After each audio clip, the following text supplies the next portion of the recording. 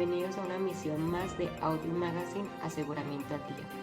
El día de hoy tendremos como invitada a Jimena Gómez, profesional en contaduría pública, quien se desempeña actualmente como directora general encargada de la Superintendencia Financiera. Además fue directora general de la Superintendencia de Sociedades y presidente de la Asociación de Revisores Fiscales de Colombia. Con ella hablaremos sobre la revisoría fiscal. Estos serán nuestros temas.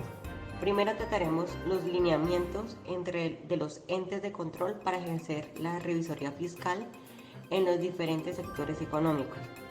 Segundo, la relación de los órganos de control con los contratos de atestación que propone el IASB. Por último, haremos una reflexión sobre el documento The End of Accounting. Bueno, comencemos, Gina. Gracias, Valentina. Jimena, para nosotros es un verdadero honor contar con tu presencia en nuestro set. Para comenzar, queremos que por favor le cuentes a nuestros televidentes cuáles son los lineamientos para ejercer la revisoría fiscal en las empresas del sector financiero. Hola Gina, muchas gracias por tu invitación. Bueno, comenzaré por decirte que de acuerdo con lo dispuesto en el artículo 79 del Estatuto Orgánico del Sistema Financiero y en concordancia con el artículo 20 de la Ley 45 de 1990, todas las entidades vigiladas por la Superintendencia Financiera de Colombia deben tener un revisor fiscal y este debe ser designado por la Asamblea General de Accionistas o quien haga sus veces. Perfecto, Jimena. Ahora, con respecto a las responsabilidades y funciones del revisor fiscal, ¿qué nos puedes contar? Claro que sí, Gina. El ejercicio de la revisoría fiscal se debe desarrollar cumpliendo con lo dispuesto en varias leyes. Unas de estas son el Código del Comercio en los artículos 203 y siguientes, la Ley 43 de 1990 y el Decreto 2420 de 2015. Estas normas dicen que el trabajo de la revisoría fiscal comprende 3 auditorías: financiera, de cumplimiento regulatorio y del sistema de control interno de la entidad. ¿Nos podrías explicar brevemente de qué se tratan estas auditorías? Por supuesto.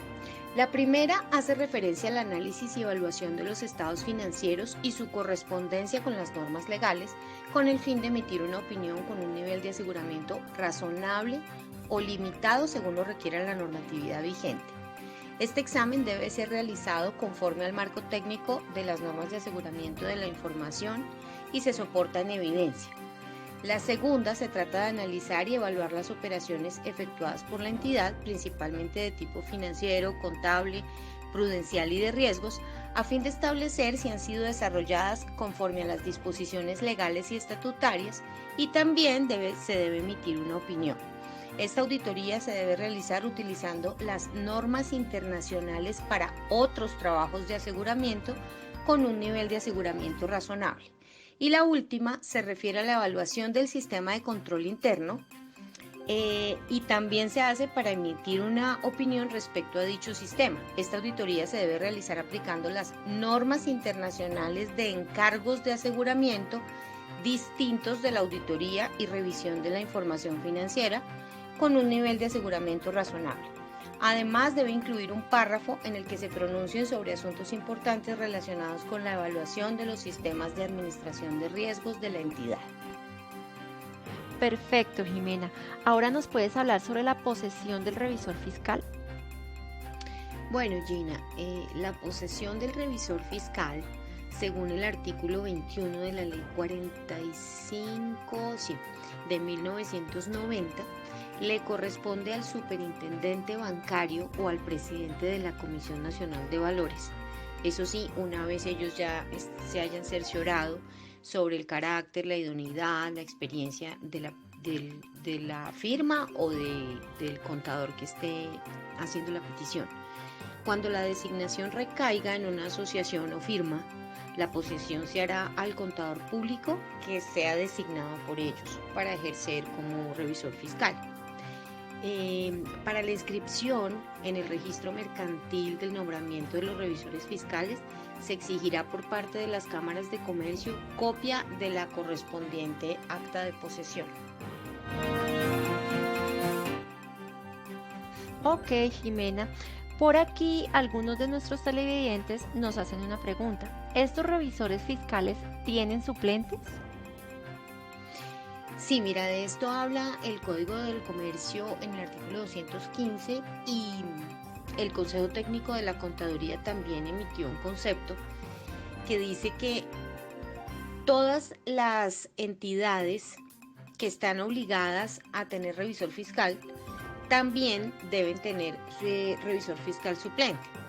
En este evento puede haber diferentes combinaciones, que el principal y el suplente sean personas naturales, que el principal sea natural y el suplente jurídico, que el principal sea jurídico y el suplente natural, y que ambos sean personas jurídicas. Sin embargo, es importante tener en cuenta que la misma persona jurídica no puede ser revisor fiscal principal y suplente, porque pues se desvirtúa la naturaleza de la suplencia, ya que habiendo vacancia en la principal, habría también vacancia en la suplencia de manera automática. Gracias, Jimena. ¿Podrías, por favor, ahora hablarnos acerca de la remoción de los revisores fiscales en las entidades vigiladas por ustedes? Por supuesto, Gina, claro que sí. Mira, en las empresas que tienen junta directiva, el periodo del revisor fiscal es igual al de la junta directiva, pero puede ser removido en cualquier momento por la Asamblea General de Accionistas, eso sí, si cuenta con la mitad más uno de los votos. El contrato con la revisoría fiscal se debe mantener hasta el vencimiento del periodo para el cual fue contratado, pero puede pasar que la firma o el revisor fiscal presente la renuncia, o lo que hablábamos, que la Junta decida la remoción. ¿Sí? Esto se puede presentar en cualquier momento, aún antes de que se haya vencido el periodo para el cual fue contratado. Bueno, ahora, para las entidades que no cuenten con junta directiva, el periodo corresponderá al que está aprobado por el órgano competente. ¿Qué más te cuento? En los contratos que suscriba la entidad con la revisoría fiscal, se deben pactar cláusulas en la que la firma de revisoría se obligue a rotar a las personas del interior de la entidad por lo menos cada 5 años. Igualmente, también se debe pactar que la persona que ha sido rotada solamente pueda retomar la auditoría de la misma compañía luego de un periodo de 2 años. Eso sí es bien importante. Excelente.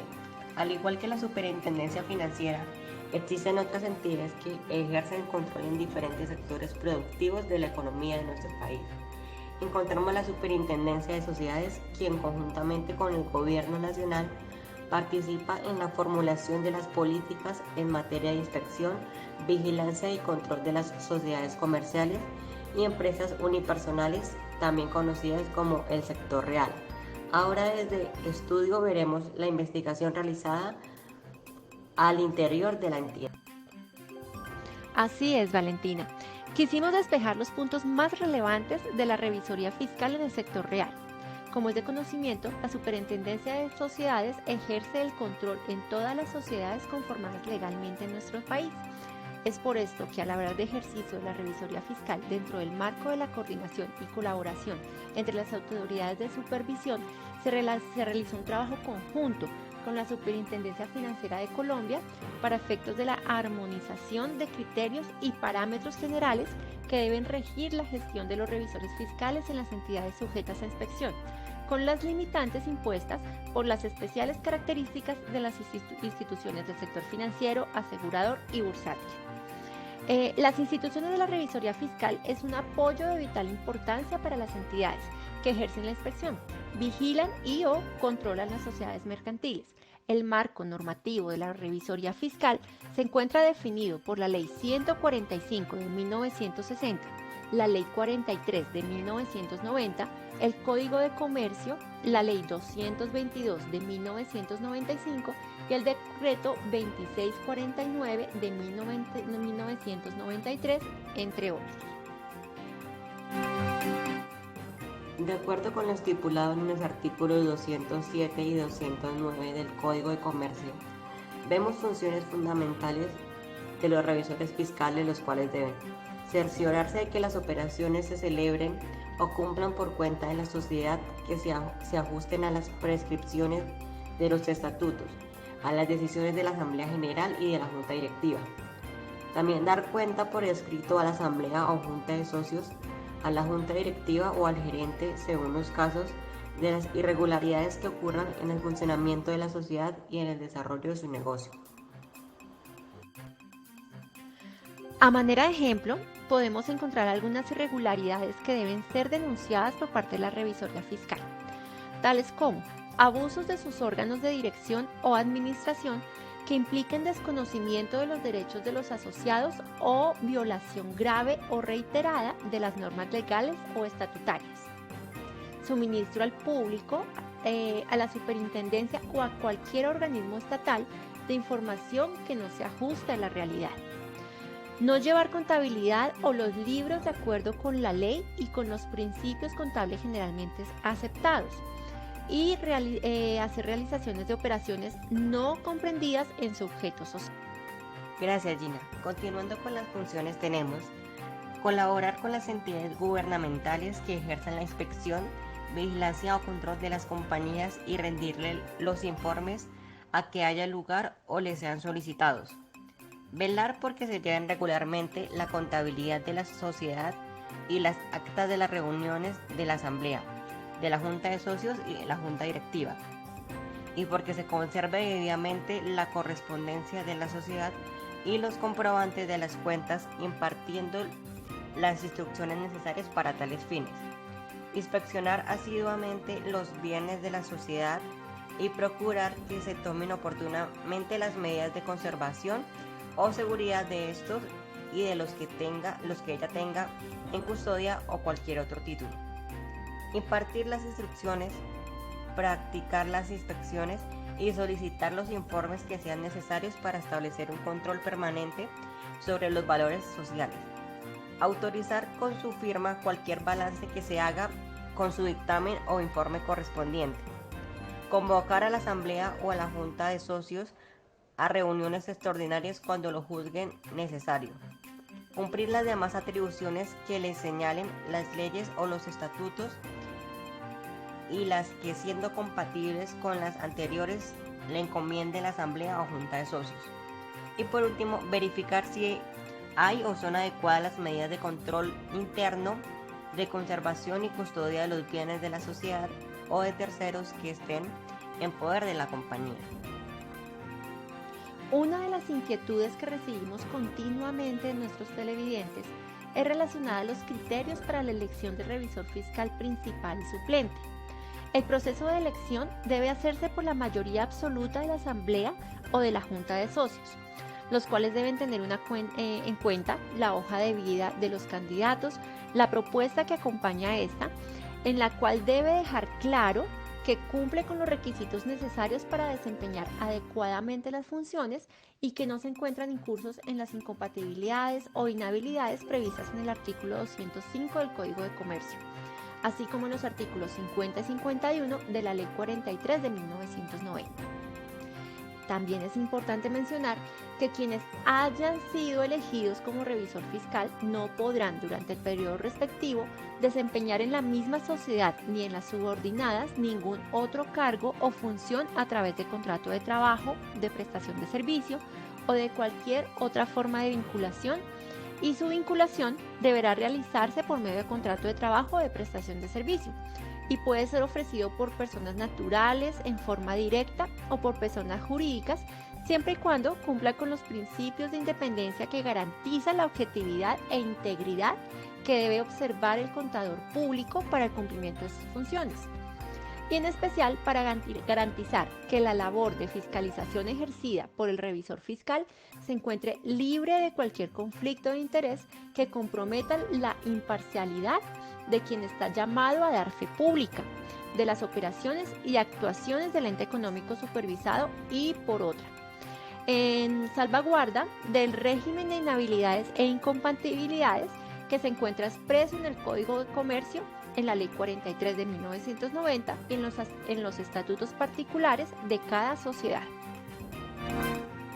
En cuanto al alcance del revisor fiscal suplente, en el artículo 215 del Código de Comercio se refiere a la existencia de los suplentes, quienes reemplazarán al principal en sus faltas absolutas o temporales. Evitando interrupciones en la prestación de este servicio, la revisoría fiscal no puede ser ejercida de manera simultánea por las personas designadas para dicho cargo como titulares y suplentes. Asimismo, el suplente o suplentes del revisor fiscal no podrán expedir dictámenes, certificaciones y demás documentos relacionados con el ejercicio de la revisoría fiscal, salvo en casos de ausencia definitiva o temporal del titular. Cuando hablamos del sector público, una de las entidades con más relevancia en el ejercicio profesional de los contadores es la Contaduría General de la Nación, cuyas actividades son las de unificar, centralizar y consolidar la contabilidad pública, elaborar el balance general y determinar las normas contables que deben regir en el país. Para hablar de esta entidad, invitamos nuevamente a Jimena Gómez, quien en su carrera profesional ocupó el cargo de directora de la entidad por más de 10 años. Jimena, cuéntanos por favor, dentro del marco regulatorio para las entidades del gobierno, ¿cuáles serían las normativas que regulan el ejercicio de la revisoría fiscal?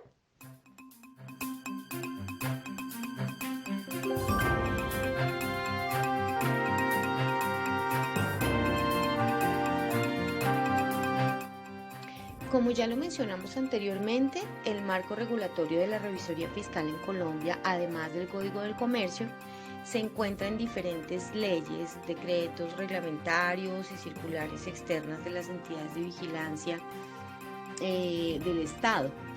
Eso dependiendo de la naturaleza jurídica de la empresa y el sector social y económico al cual corresponde. Dentro de las normas del marco regulatorio de la revisoría fiscal relacionadas directamente con el sector público, encontramos varias. Por ejemplo, la Ley 99 de 1993, su artículo 25, donde define cómo designar el revisor fiscal o auditor interno de la corporación. Adicionalmente, mediante el decreto número 1768 de 1993, artículo 16, se reiteró la función de la Asamblea Corporativa de designar el revisor fiscal y se indicó que en el desempeño de las labores de este se deberían tener en cuenta las actividades que se indiquen estatutariamente dentro del marco establecido en el Código de Comercio. Otro ejemplo es la Ley 42 del 93, pero en el artículo 24, donde se reglamenta que el informe del revisor fiscal enviado a la Asamblea General de Accionistas deberá ser remitido al órgano de control fiscal respectivo con una antelación no menor de 10 días a la fecha en que se realizará la asamblea o junta. Asimismo, deberá presentar los informes que le sean solicitados por el Contralor. Además, el decreto reglamentario número 1876 del 94 exigió que toda empresa social del Estado cuyo presupuesto anual sea igual o superior a 10.000 salarios mínimos mensuales deberá contar con un revisor fiscal independiente designado, como ya lo habíamos dicho, por la junta directiva a la cual reporta. Jimena, entiendo entonces que todo el ejercicio de la actividad de la revisoría fiscal se rige por las mismas normativas, sin importar de qué sector estemos hablando. Por favor, acláranos cuáles serían las funciones del revisor fiscal en el sector público. Así es, Gina. Con respecto a las funciones del revisor fiscal, serán las consignadas en el artículo 207 del Código del Comercio, de las cuales ya explicamos en el segmento anterior. Sin embargo, cabe mencionar que se deriva de estas funciones del revisor fiscal la de actuar de manera permanente, realizando las actividades de fiscalización como vigilar que los administradores cumplan con las funciones legales y estatutarias de las entidades. Jimena, el papel que cumple la Contaduría General de la Nación es uniformar, centralizar y consolidar la contabilidad pública. ¿Qué relevancia presenta esto para el ejercicio del revisor fiscal en el sector público? La revisoría fiscal, actuando para las entidades del sector público en donde ella por leyes es obligatoria, deberá apoyarse en el sistema de contabilidad pública y muy especialmente en la estructura del sistema de control interno contable, el cual debe facilitar el cumplimiento del Plan General de Contabilidad Pública de manera integral. Así permite al gerente público y a los usuarios de la información tomar decisiones acertadas que garanticen la efectividad en la utilización de recursos públicos. La contabilidad pública también le permite al revisor fiscal obtener la evidencia válida y suficiente, la cual debe aparecer en los papeles de trabajo que soportan el dictamen que debe presentar. Y esto también se lo debe entregar al siguiente revisor fiscal. Para entrar en materia con nuestro segundo tema, la relación de los órganos de control con los contratos de atestación que propone el IASB, podemos comenzar por decir que las normas emitidas por la entidad son internacionales y por lo tanto van dirigidas a las auditorías ya que la figura de revisor fiscal no existe en todos los países. Sin embargo, encontramos similitudes con la norma de revisoría fiscal en la manera en que los contratos de aseguramiento se deben llevar a cabo. Debemos tener claridad en que en cualquier momento, ya sea de auditoría de estados financieros históricos o de revisoría fiscal, los debe realizar un profesional de la contaduría pública, el cual debe contar con total independencia. Tanto los contratos propuestos por el IASB como los de revisoría fiscal en Colombia tienen el mismo objetivo, que es evaluar el cumplimiento de la normatividad que le aplica y revisar los estados financieros de una entidad para emitir un dictamen sobre si la información es fiel y representa la verdadera situación financiera. Esto para que los usuarios puedan tomar decisiones convenientes y oportunas. Jimena, ¿quisieras complementar algo para este tema? Sí, Gina. Mira, en cuanto al alcance, podemos decir que un revisor fiscal, por su responsabilidad, ya que realiza un control integral de todas las áreas y operaciones de la compañía, pues cuenta con la experticia y las competencias que son muy importantes en el marco internacional para realizar cualquier contrato de auditoría propuesto por la IASB. Ahora, con respecto a las normas, los contratos de auditoría y revisoría deben cumplir con las normas internacionales de información financiera, las normas internacionales de auditoría, la Ley 43 de 1990, el Código de Ética para Profesionales de la Contabilidad, pero además con la NIC 1 sobre control de calidad, y se pueden complementar con COSO, con COVID, con MESI. Sin embargo, en el caso de la revisoría fiscal, también se debe apoyar en la ley Sarbox y en las disposiciones de las supersociedades y del estatuto tributario.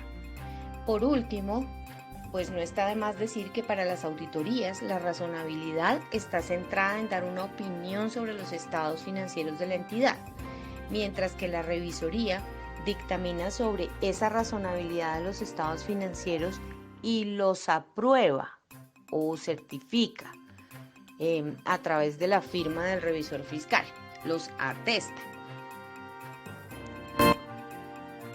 Muchas gracias, Jimena. No sé si has oído hablar del documento de End of Accounting, escrito por el profesor de Contabilidad y Finanzas de la Escuela de Negocios de la Universidad de Nueva York, el doctor Baruch Lev, que en su capítulo cuarto, que denomina Peor que a primera vista, deja ver las deficiencias de los informes financieros que deben aportarle a los inversores herramientas concretas de toma de decisión, considerando como aporte fundamental la actualización de la información y calculando en un porcentaje mínimo la contribución que la información contable aporta a los inversionistas. Es por esto que pienso que el papel de los informes debe ser mayor, y esto depende netamente de la actualización de la profesión contable, ya que se corre el riesgo de convertirse netamente en un historial de transacciones y no en lo que realmente como profesionales de la contaduría pretendemos imprimir los contadores públicos al análisis de la información en la continuidad de los negocios y los sectores productivos. Sí, claro, Gina. Hay otra reflexión que deja y es que los inversionistas han perdido la confianza en la información de los estados financieros durante la última mitad del siglo, porque más o menos a partir de los años 80, la relación entre los precios de las acciones y la información financiera parece que ya no existiera. Es decir, la cotización de las acciones en el mercado hace más de 40 años era coherente con la información de los estados financieros, pero eso ya no pasa. Cada vez es mayor la brecha entre la una y la otra. Entonces, por más que hoy existen normas internacionales encaminadas a apoyar el proceso y hacerlo más entendible y fácil de comparar para la adecuada toma de decisiones, también es cierto que el tiempo que requieren los estados financieros para ser publicados es demasiado largo. Ya cuando se publican, los inversores han tomado decisiones basados en información mucho más rápida, aunque tal vez menos confiable. Por esta razón, yo pienso que más que trabajar en normas que de una u otra forma ralentizan el proceso de creación de los estados financieros, se deben enfocar los esfuerzos en que la información sea más concreta y a la velocidad a la cual los usuarios la necesitan. Finalmente, con el avance tecnológico, nuestros esfuerzos deben estar encaminados hacia la obtención de la efectividad, es decir, las cosas bien hechas, pero rápido. Realmente a los usuarios de la información ya el tiempo que se demoran los informes en estar listos ya no les son útiles. En el momento en que ya se publican, pues ellos ya no los necesitan. Y pues es una lástima, ¿no? Porque pues todo el trabajo, el esfuerzo y el dinero que las empresas utilizan para llevar esos estados financieros a buen término y basados en las normas y con auditorías, con revisorías, para que nos sirvan, pues eso es muy triste, ¿no? Digamos que esa es la reflexión que me deja el libro del cual me preguntas. Bueno, y así terminamos nuestra entrega de hoy. Nos vemos en la próxima emisión de Audit Magazine Aseguramiento al Día. Que tengan todos una excelente semana. Esperamos que la información recibida sea para todos una excelente herramienta de consulta. Mil gracias, Jimena, por tu compañía. Nos vemos en nuestra siguiente entrega. Muchas gracias a ti, Gina, y a todo tu equipo. Realmente fue un placer compartir con ustedes y espero que nos volvamos a encontrar muy pronto.